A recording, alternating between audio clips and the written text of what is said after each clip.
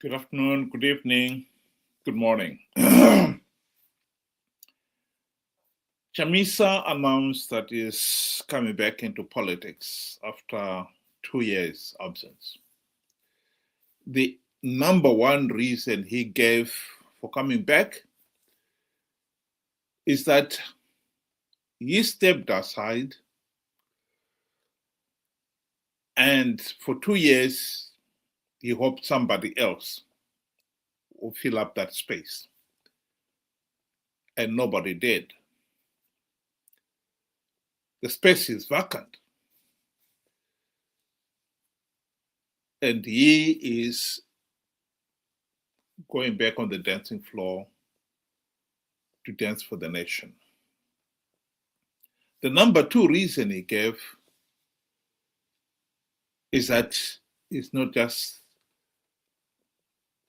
another dancer on the dancing floor. He is there to solve the many unsolved problems of the country. Let's just listen to the first bit of that speech. I'm sure many of you have had a chance to listen to all of it.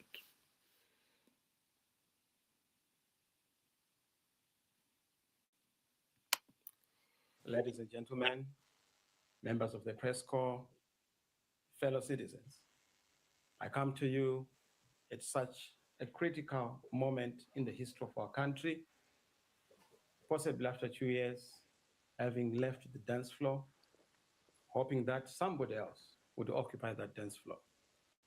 But I see there's none who has chosen to occupy the dance floor, and the dance floor is vacant. And I've seen it fit that I'm back on the floor to dance for my nation, to dance for the citizens, and to dance for the future. Our nation faces a pivotal moment and a critical juncture in the history of our country. The promise of independence has not yet translated into that rapid, accelerated transformation that we hoped to see. We have not seen transformation. That promise has been hijacked. We have not seen shared prosperity. We have not seen the dignity that had been promised to the citizens. We have not seen the sovereignty that the citizens were promised. We have not seen opportunities for all. But today, Zimbabwe is gripped by a disputed national processes cycle, deepening economic hardships, political uncertainty, social collapse, and moral decay. Government services and supports has been partisanized, meaning to say that things are done according to the partisan lines. We've seen an escalation of discohesion, unfolding instability, heightened national anxiety, and eroded public trust. I'll stop it there. I think it is important here that we get our historic facts correct. I'll start by addressing the issue of he is back on the dancing floor to resolve the nation's crisis. My starting point is here is an individual who has been a senior member of the opposition, the MDC-CCC, for the last 20, well, up to the point he resigned, 23 years. MDC-CCC had the golden opportunity to implement the democratic changes that would have addressed all these problems, political and economic problems that he's talking about. They had the golden opportunity during the GNU of 2008 to 2013 to address these problems. They failed to implement even one token reform. The reason for it? It is well established. Mugabe bribed them with the trappings of high office, and we have since learned extras. Chamisa himself, Tendai Biti, Welshman Nuwe, even the late Morgan Tsvangirai himself got farms. Faramrom. We cannot run away from the fact that the MDC leaders sold out. That is a political reality that is so well established. It is absolutely nonsensical to even try to deny it. So given that historic reality,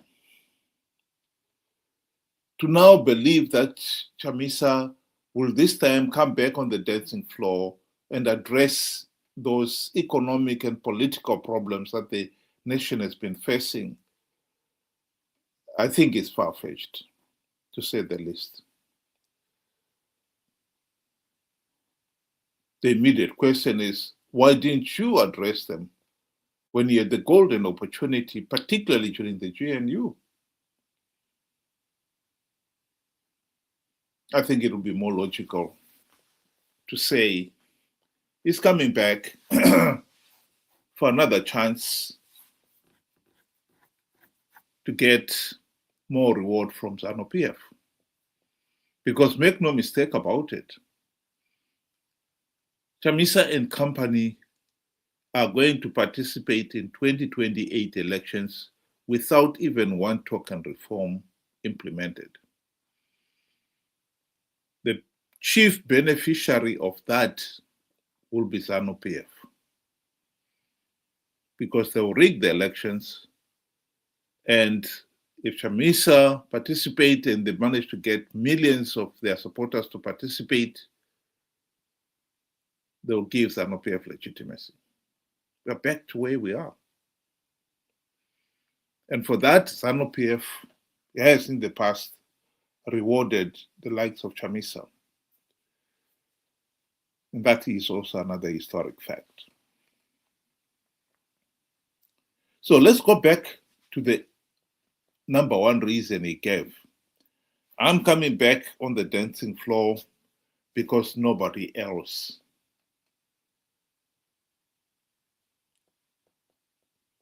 stepped forward to fill that vacuum. I think there's truth in that.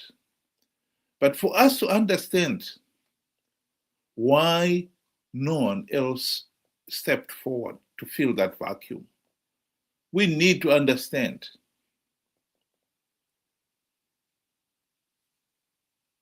the MDC, the leadership, and their followers.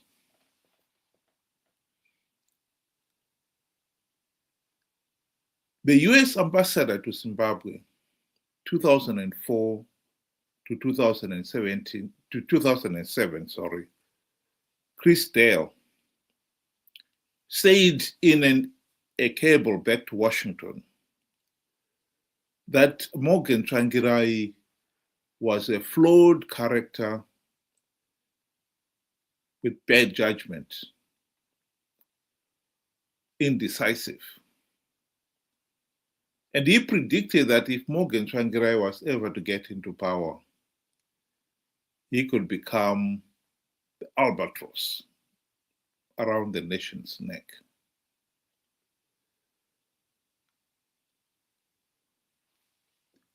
People need to understand how that is possible. If he is a flawed character, indecisive, etc., and the membership, those around him, his core leaders, and the membership themselves are able to see those faults, they will, of course, not elect him or keep him as leader. They will replace him. But that is at the heart of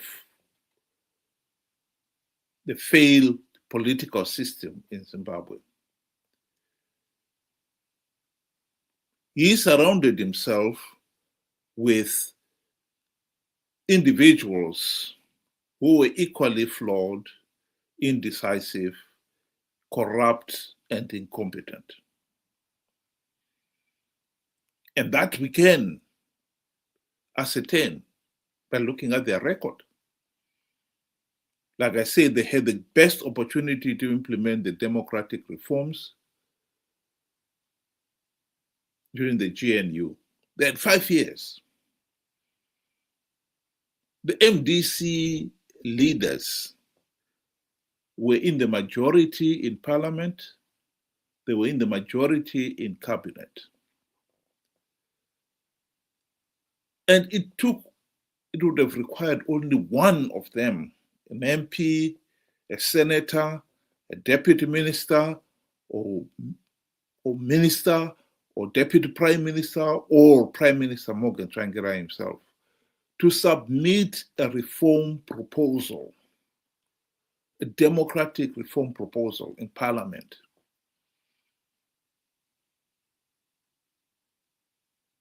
Designed to dismantle this ZANU-PF dictatorship. None of them submitted a reform proposal in 5 years. When Mugabe bribed them with the trappings of high office, they were so busy enjoying themselves, they forgot about the reforms. That's how corrupt and incompetent and utterly useless they were. As ZANU-PF crony during the GNU boasted, that must be an MDC adzidza kudya Nyerere. The MDC leaders have learned to enjoy the trappings of high office. They'll never rock the boat. That is how corrupt, incompetent the entire MDC leadership were. And then you couple that with the membership. The membership, even now with the benefit of hindsight, many of them have no clue that the primary purpose of the GNU of 2008 to 2013 was to implement the democratic reforms. Yes, of course, they repeated the slogans, chinja, chinja, but had no clue what those slogans meant. And even now, with the benefit of hindsight, they still have no clue.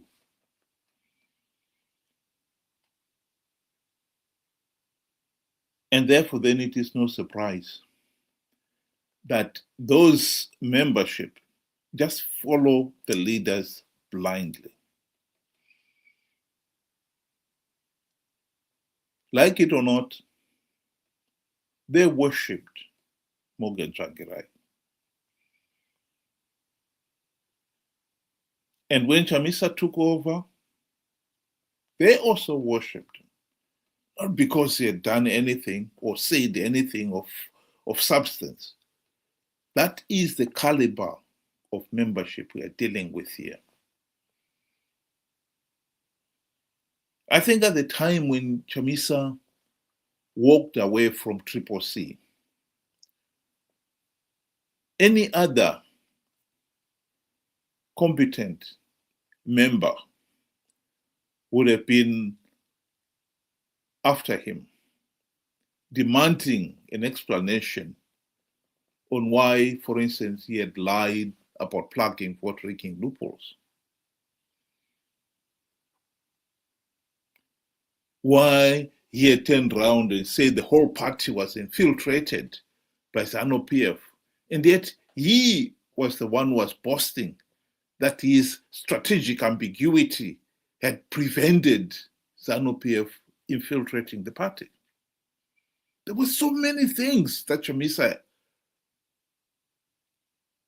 owed an explanation to the membership. And I think he walked away to run away from accountability. But after 2 years, he realized that those supporters were never going to go after him. To him, he was still a hero. It is no exaggeration to say that the Chamisa Chete Brigade members have a personality cult mentality. Chamisa is considered to be a demigod who can do no wrong. And anyone who dares question anything he does, he or she becomes public enemy number one. When you've got such membership, you get away with anything.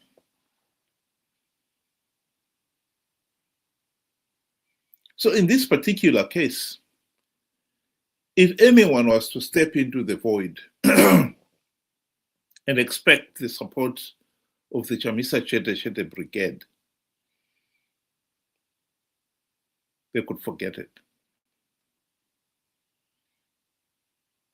Because they are so blinkered.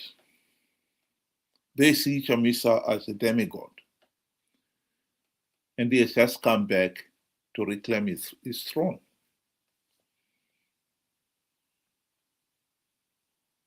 That is where our problem lies.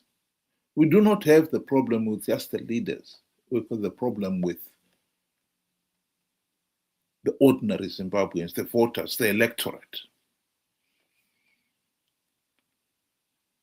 And judging from the number of people who voted for Chamisa in 2023, 2 million Zimbabweans voted for Chamisa.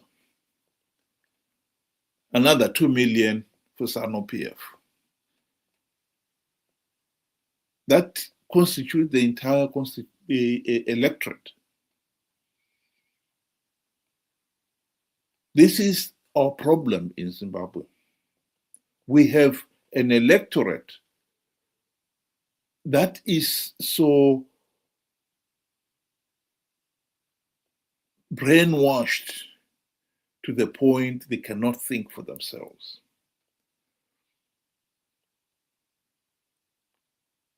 Those who support Mnangagwa and ZANU-PF, they do so blindly. And those who support Chamisa and company, they do so blindly. Explaining to them that the situation Zimbabwe is in is a man-made problem is a serious challenge. The ZANU-PF supporters blame the opposition. The opposition supporters blame ZANU-PF. They cannot accept that the two parties, the two leaders, have played a role in getting Zimbabwe to this mess.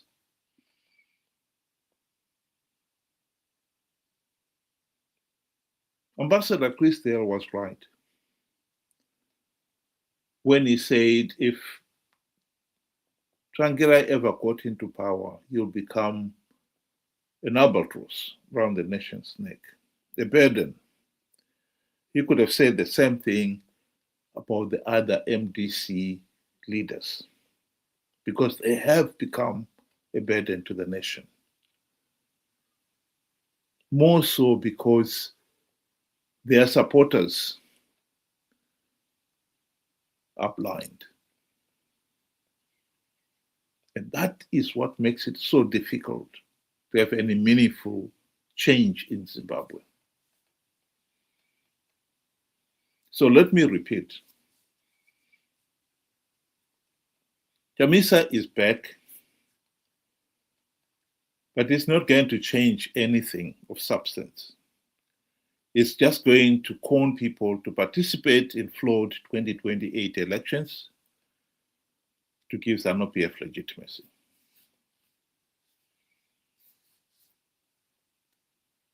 His followers don't see that.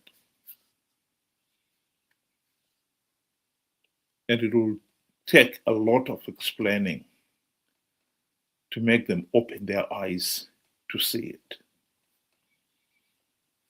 That is why Ambassador Christel was right. MDC leaders have become the albatross around the nation's neck. Think about it.